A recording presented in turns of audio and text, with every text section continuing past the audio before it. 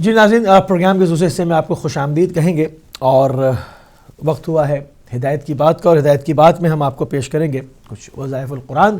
اس کا سلسلہ ہم نے کچھ گزشتہ ایام سے جو ہے وہ جاری وساری کیا ہوا ہے۔ اس میں کچھ چھوٹے چھوٹے ذکر اور چھوٹی چھوٹی صورتوں کی تلاوت لے کر ہم آپ کی خدمت میں حاضر ہوتے ہیں، جن کے عظیم فوائد جو ہے وہ نقل کیے گئے۔ یہ تمام چیزیں محمد و آل محمد سے مروی ہوتی ہیں، اور یعنی کہ قرآن اور اہل بیت کا ایسا رشتہ ہے جو کبھی بھی ٹوٹنے والا نہیں ہے۔ تو قرآن سے تمسک مومنین کی نشانیوں میں سے ہے، چاہے اس کا جتنا بھی آپ تلاوت کریں، کثرت سے کریں یا کم کریں، مگر ایک تعلق آپ کا قرآن کے ساتھ ہمیشہ قائم و دائم رہنا چاہیے۔ تو ہم نے جہاں پر اس سیگمنٹ کو چھوڑا تھا، ہم نے کچھ اذکار آپ کی خدمت میں پیش کرنے کی سعادت حاصل کی تھی کہ فشار قبر اور قبر کے عذاب کا سوچ کر انسان کو حقیقی ڈر جو ہے وہ لگتا ہے، مگر ان لوگوں کو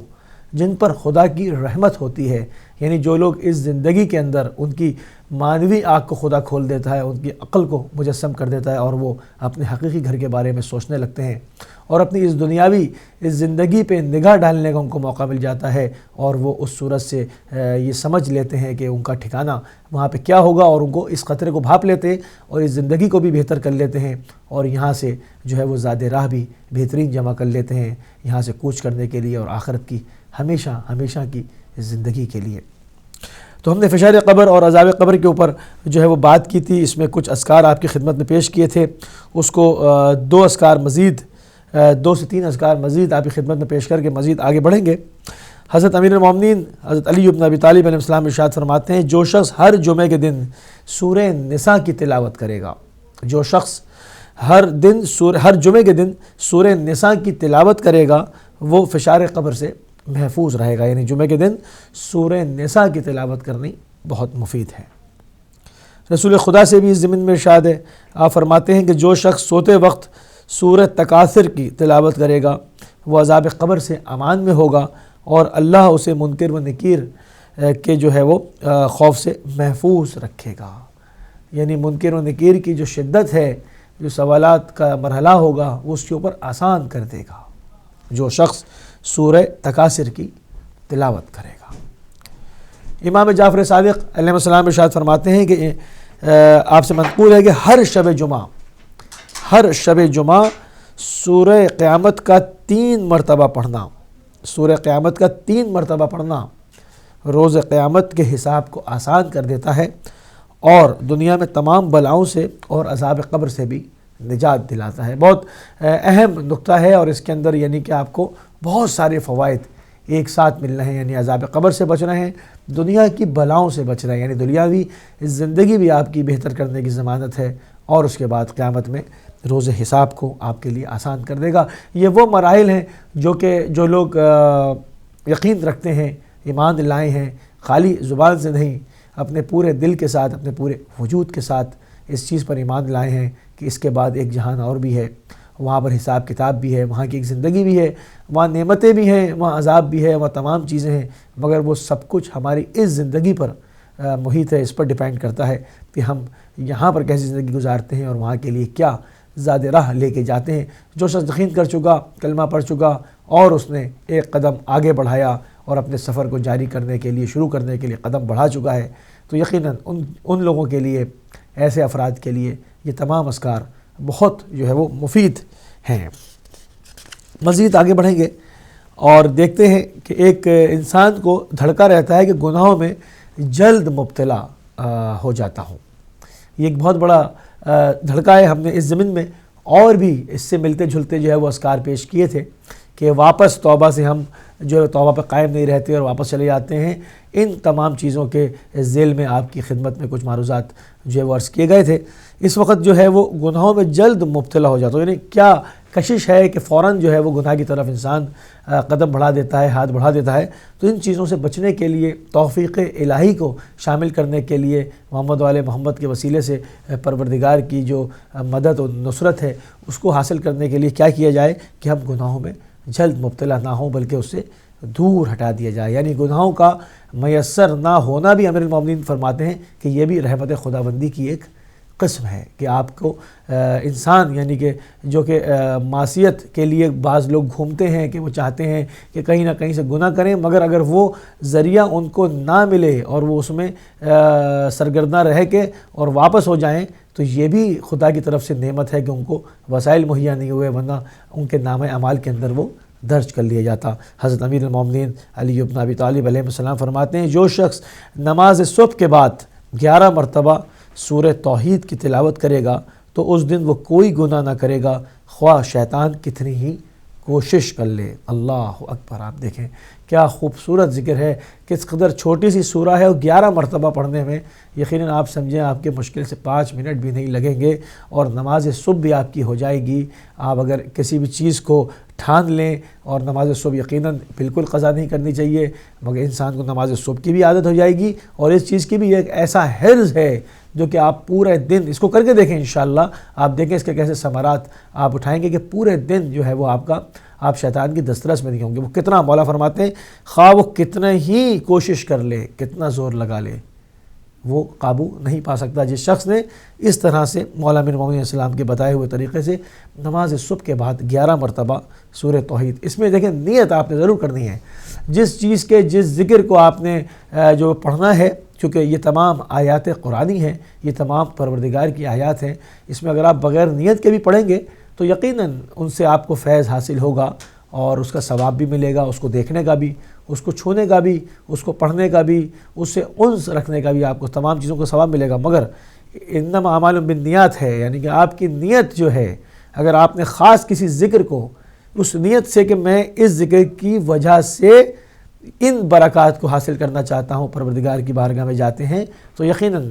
بالکل آپ کا جو ہے وہ تیر نشانے پر جا کر لگے گا، اس کو ہم کہتے ہیں تیر بہدف، یعنی یہ آپ کا کام ہوگا اور آپ کو بہترین برکات جو ہے وہ آپ کی ظاہر ہوں گی۔ ہم جب بھی دیکھتے ہیں ایک وسوسہ شیطانی کی طرف نگاہ ڈالتے ہیں اور قرآن کریم کے اندر نگاہ کرتے ہیں، ہم دیکھتے ہیں کہ متعدد جگہ پر انسان کو جو ہے وہ صاف صاف بتایا گیا ہے کہ یہ تمہارا کھلا ہوا دشمن ہے، عدو مبین ہے، چھپا ہوا نہیں ہے کہ کل کو لوگ کھڑے ہو جاتے اور جو ہے وہ پروردگار کی بارگاہ میں شکوہ و شکایت کرتے کہ پروردگار اتنا عظیم و خطرناک دشمن تھا، تو نے ہم کو آگاہ نہیں کیا، تو نے ہم کو بتایا نہیں، ہم جو ہے وہ اس کی ہزارہ سال کی، لاکھوں سال کی زندگی، اس کی لاکھوں سال کا تجربہ، ہماری اتنی سی زندگی چند سالوں کی، ہم اس سے کیسے بچتے؟ وہ تو اس نے تو ہمیں فلاں ہیلوں سے، فلاں بہانوں سے اغوا کر لیا۔ نہیں، پروردگار نے انتظام کر کے رکھا، اپنی پوری کتاب میں جا بجا اس کے تمام ہیلوں کو، بہانوں کو، مکر کو، فریب کو آپ کے اوپر ظاہر کر دیا، عدو مبین لکھ دیا، یعنی وہ تمہارا کھلا ہوا دشمن ہے، اے آدم کی اولاد، وہ تمہارا کھلا ہوا دشمن ہے۔ اب جب وہ تمام چیزیں پروردگار کی طرف سے آ چکیں، آپ کے پاس الہامی کتاب قرآن کریم جو ہے وہ اس کے نسخے موجود ہیں، تو آپ کا پھر جو ہے وہ شکوہ و شکایت نہیں ہونا چاہیے، وہ نہیں ہو سکتا۔ اب آپ نے اس کے اوپر عمل کرنا ہے اور ان آیات کی برکات کے ذریعے سے، ان چیزوں کے ذریعے سے، دیکھیں پورے دن کی ضمانت لی گئی ہے۔ ہم سے جو بھی کام ہوتے ہیں یہی ہوتے ہیں نا، مطلب کہ صبح اٹھ کے انسان نکلتا ہے، پھر اس سے غلطیاں سرزد ہوتی ہیں اور پھر شام کو مولا فرماتے ہیں کہ میرا وہ شیعہ نہیں جو کہ اپنے بستر پر جانے سے پہلے اپنے پورے دن کا محاسبہ نہ کرے، اپنا احتساب نہ کرے، اور جس کے 2 دن برابر ہیں وہ یقیناً گھاٹے میں ہے۔ اگر ایک دن ایک انسان نے گناہ کیا اور اس نے رات کو اپنا حساب کیا سونے سے پہلے اور سچی توبہ کی اور کہا کہ پروردگار میں تیرے ساتھ عہد کرتا ہوں کہ اب کل کا دن جو ہے اس سے بہتر ہوگا، کل میں تمام چیزوں کی پابندی بھی کروں گا، تیری معصیت سے بھی جو ہے وہ کنارہ کش ہوں گا، میں تیری خوشنودی حاصل کرنے کی کوشش کروں گا، تو وہ 2 دن ایک جیسے نہیں رہیں گے۔ ایسا انسان خسارے میں نہیں ہے۔ مگر وہ لوگ جو اس کی پرواہ ہی نہیں کرتے اور ایک روٹین کی طرح بستر پہ چلے جاتے ہیں اور اپنا محاسبہ نہیں کرتے، ان کے 2 کیا ان کے سینکڑوں دن ایک جیسے ہوتے ہیں۔ اور یہاں پر تو حدیث میں آیا کہ جس کے 2 دن ایک جیسے ہوں وہ خسارے میں ہے، نہ کہ جس کی پوری زندگی خسارے میں جا رہی ہو۔ تو ہمیں اسے بار بار دیکھنا ہوگا کہ یہ چند لمحات کی زندگی جو کہ ایک سائے کی مانند، ایک سراب کی مانند گزر جاتی ہے، اگر ہم اپنے پچھلے گزرے ہوئے سالوں کے اوپر نظر کریں تو 5 سال ایسے ہیں جن کی پورے سال کی کوئی ہمارے پاس میموری اب نہیں رہی۔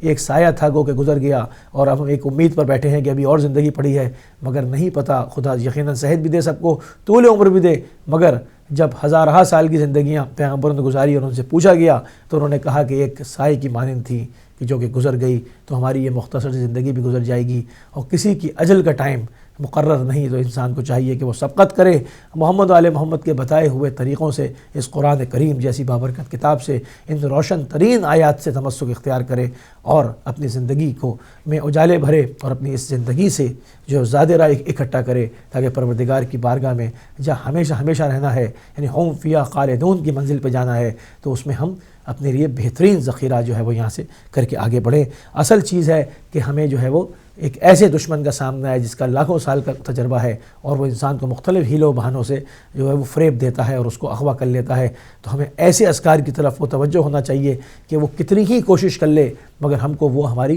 راہ سے نہ بھٹکا سکے۔ اب ٹائم جو ہے وہ ہمارے سیگمنٹ میں کم رہ گیا، تھوڑا سا ایک چیز اور آپ کی خدمت میں پیش کر کے سیگمنٹ کو اختتام کی طرف لے کر جاؤں گا۔ کہتے ہیں کہ بڑے بڑے عرفاء مثلاً شہید آیت اللہ سید علی شوستری، ملا حسین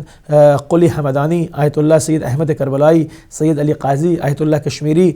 ذکر یونسیہ جو کہ سورہ انبیاء کی آیت نمبر 87 ہے، گناہوں سے حفاظت اور اپنے نفس کی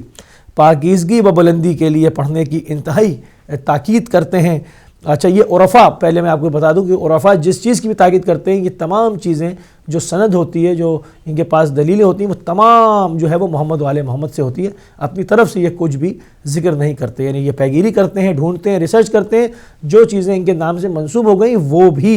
ان کے بتائے ہوئے تمام چیزیں محمد و آل محمد علیہ السلام کی روایات سے اخذ کیے جاتے ہیں۔ تو آپ کہتے ہیں کہ بلندی کے لیے بہت تاکید کرتے ہیں، سورہ انبیاء کی آیت نمبر 87، اور وہ ذکر یہ ہے بہتر ہے کہ اسے زیادہ سے زیادہ سجدے میں تلاوت کیا جائے، لا الہ الا انت سبحانک انی کنت من الظالمین۔ یہ ذکر بمنزلت توبہ حقیقی شمار کیا جاتا ہے۔ عرفاء اس ذکر کو سجدے کی حالت میں 45 مرتبہ خصوصاً مغرب و عشاء کے درمیان، یا اذان صبح سے پہلے، یا اذان فجر سے سورج نکلنے کے درمیان پڑھنے کی تاکید کرتے ہیں۔ ایک مرتبہ پھر پڑھتا ہوں، یعنی کہ اس ذکر کو بمنزلہ توبہ حقیقی شمار کرتے ہیں۔ عرفاء اس کو سجدے کی حالت میں 45 مرتبہ خصوصاً مغرب اور عشاء کے درمیان، یا اذان صبح سے پہلے، یا اذان فجر سے سورج نکلنے کے درمیان پڑھنے کی تاکید کرتے ہیں۔ یہ وہ ذکر ہے جس کو چلتے پھرتے اٹھتے بیٹھتے پڑھنا نورانیت قلب اور حجابات دل کو برطرف کرنے کے لیے انتہائی مجرب ہے۔